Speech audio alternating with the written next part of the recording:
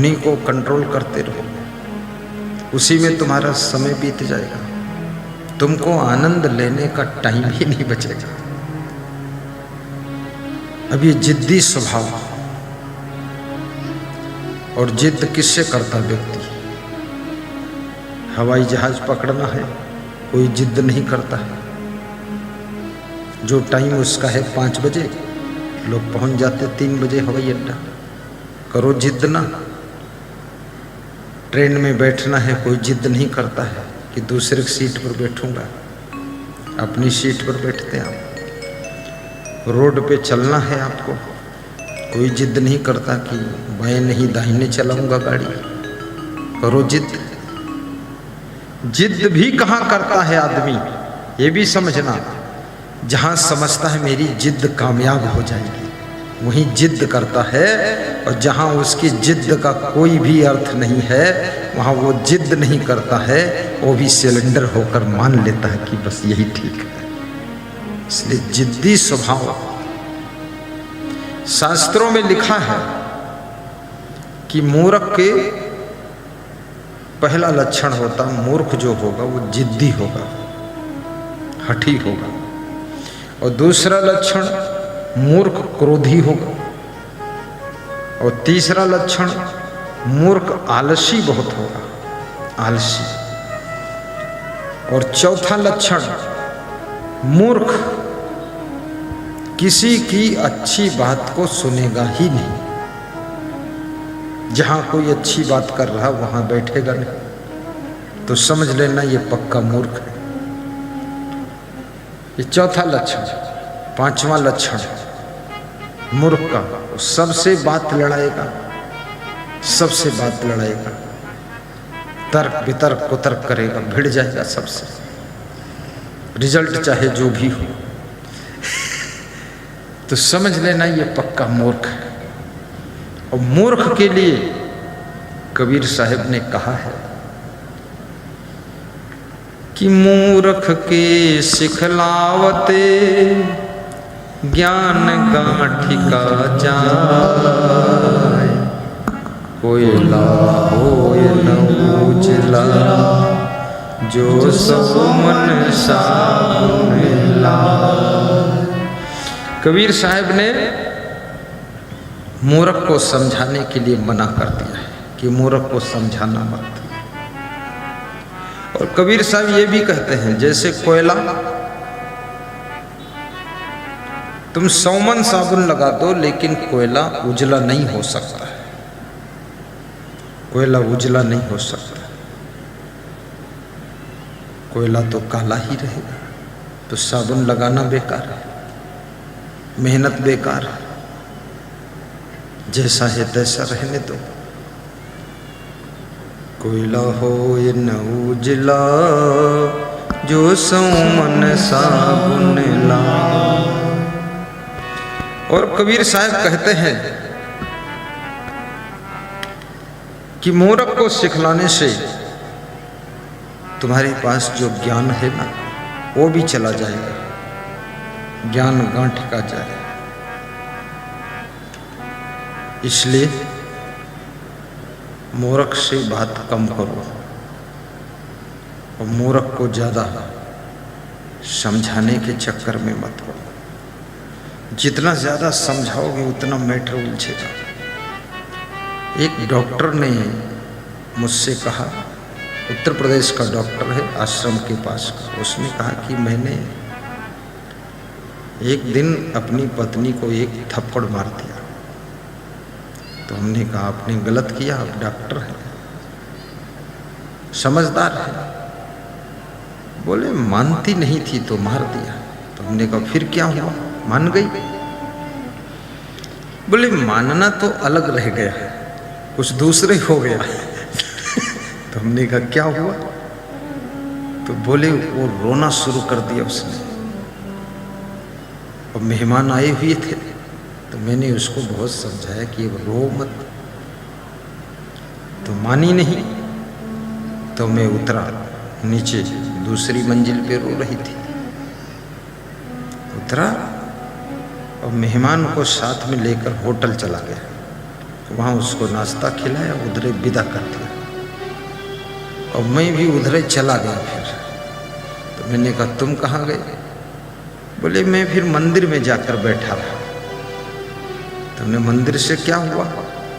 बोले मंदिर से ज्ञानवान तो कुछ नहीं हुआ, लेकिन शाम हो गई।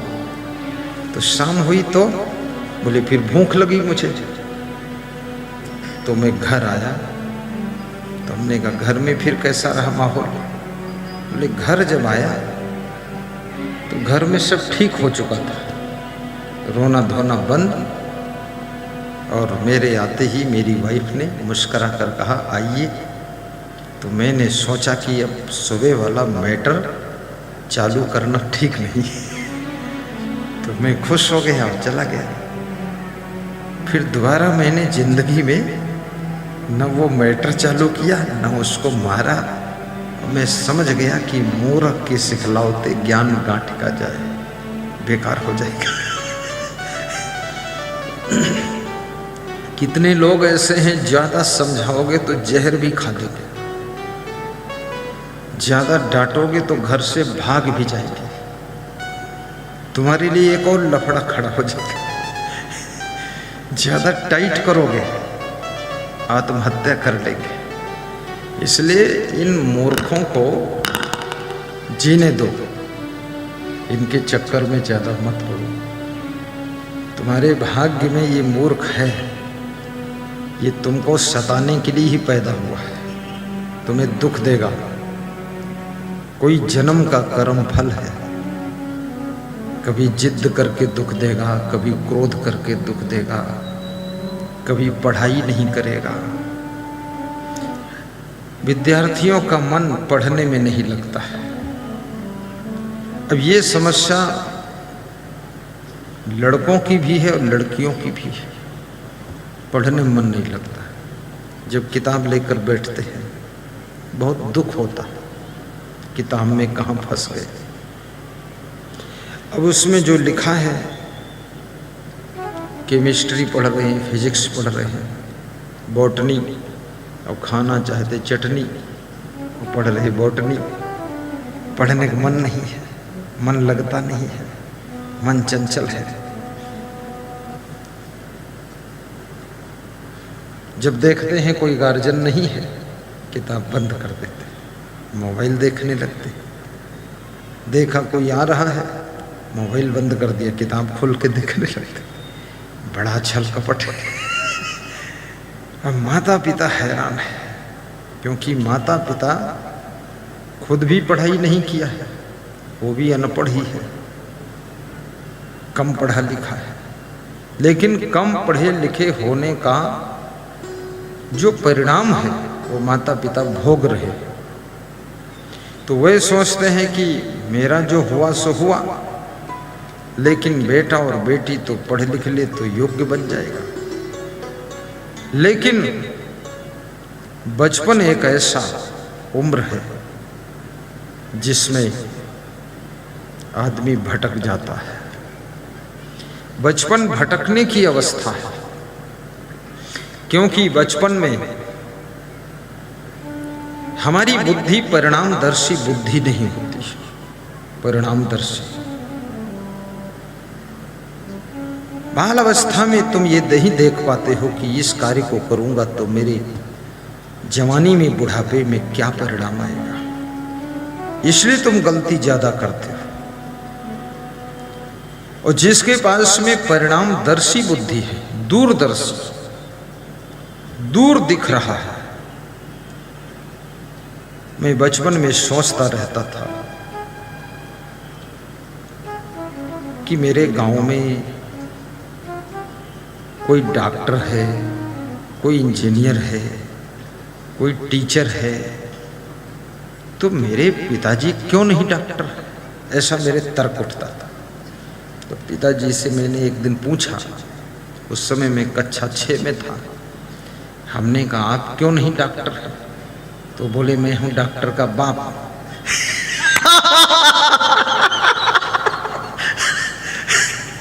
हमारे जो पिताजी थे बहुत तार्किक थे और बहुत हंसमुख थे और बहुत बुद्धिमान भी थे। मतलब बात का प्रेजेंट ऑफ माइंड जवाब रहता था, कुछ भी बोलो। तो मैंने कहा आप ना तो टीचर बने और ना तो आप इंजीनियर बने। तो मुझसे बोले तुमको कुछ पता नहीं है, तुम अभी छोटे हो। तो हमने कहा छोटे हैं, पता नहीं है, इसलिए पूछ रहे हैं कि आखिर कारण क्या रहा।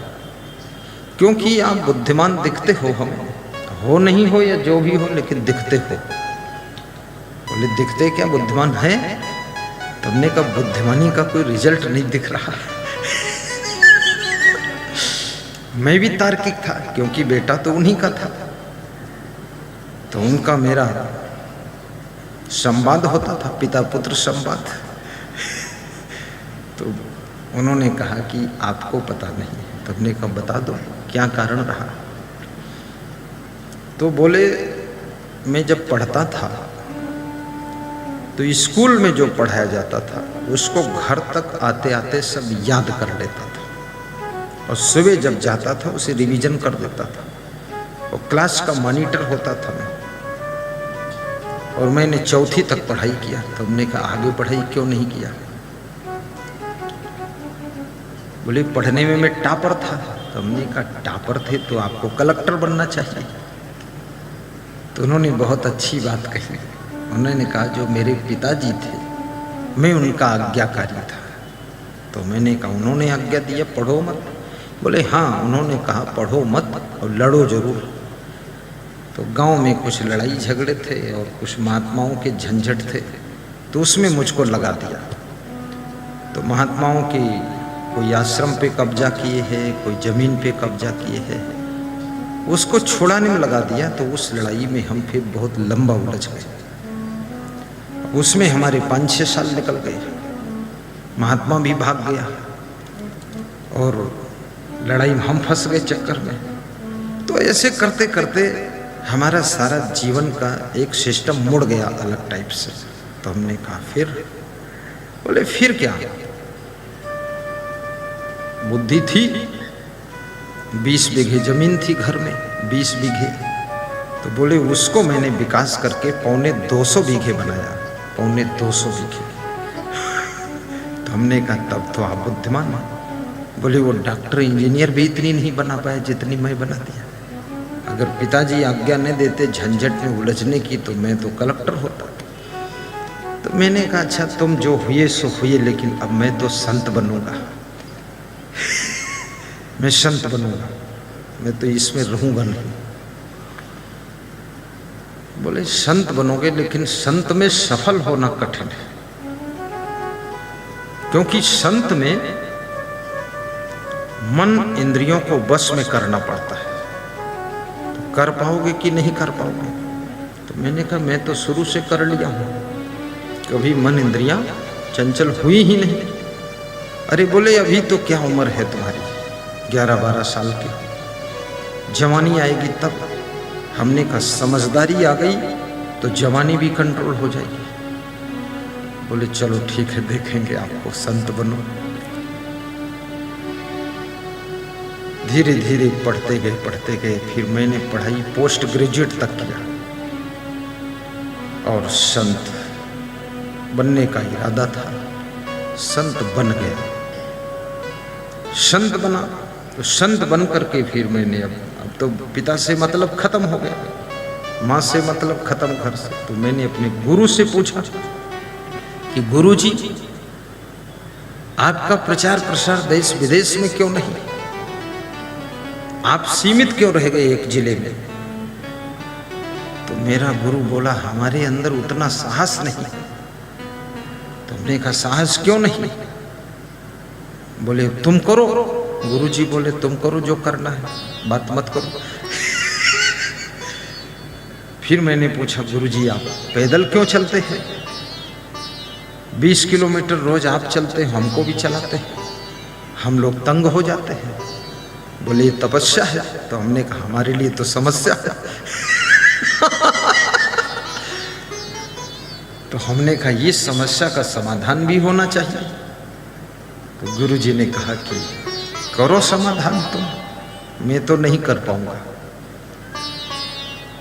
तो गुरु जी ने मुझे ड्यूटी दिया कि समाधान करो। तो मैंने उसका चिंतन किया तो मुझे क्या लगा, संत जीवन में सफलता कैसे मिलती है। मुझे लगा संत जीवन में ना तो विद्वता से सफल होंगे आप, न प्रवचन से सफल होंगे, न भजन गाने से सफल होंगे, न मौनी बाबा होने सफल होंगे, न खूब भंडारा खाने सफल होंगे, न खूब सोने से सफल होंगे। तो संत जीवन में कैसे सफल होंगे। तो मैंने जो अपने अंदर विचार किया कि संत जीवन में यदि सफल होना है तो विनम्रता हो, सरलता हो, सहनशीलता हो, प्रेम हो, मधुर व्यवहार हो, मृदु वाणी हो, सुंदर स्वभाव हो, पवित्र चरित्र हो, त्याग वैराग्य मजबूत हो, शुद्ध ब्रह्मचर्य हो और प्रसन्न चित्त हो, बस सफलता मिल जाएगी। प्रवचन कम करो चाहे ज़्यादा करो, विद्वान हैं आपकी नहीं उससे कोई मतलब नहीं। मैंने जहाँ तक ये सोचा कि अपने सुधार से ही, अपने खुद के वैराग्य से ही सफलता मिलेगी। गुरु के प्रति प्रेम हो, श्रद्धा हो, भक्ति हो अंदर, और गम खाने की शक्ति हो, सभी सद्गुण हो, सदाचरण हो, तो संत जीवन में सफल हो जाएंगे। कितने लोग संत बनते हैं, संत बनने के बाद भी उनको बहुत क्रोध आता है, भयंकर आलस्य भी बहुत आता है। संत बन गए लेकिन वैराग्य ठीक नहीं है, नियम संयम ठीक नहीं है, सब उल्टा पलटा काम है, गंदगी बहुत रखते हैं, कपड़ा ही नहीं धोते। तो संत लाइन में सर्वगुण संपन्न होने की आवश्यकता है। और याद रखना, आप चाहे गृहस्थ आश्रम में हो, चाहे राजनीति करें, चाहे डॉक्टरी करें, सद्गुण ही आपको आगे बढ़ाएंगे। सद्गुण, सदाचार, संयम, नियम, इन्हीं से आपकी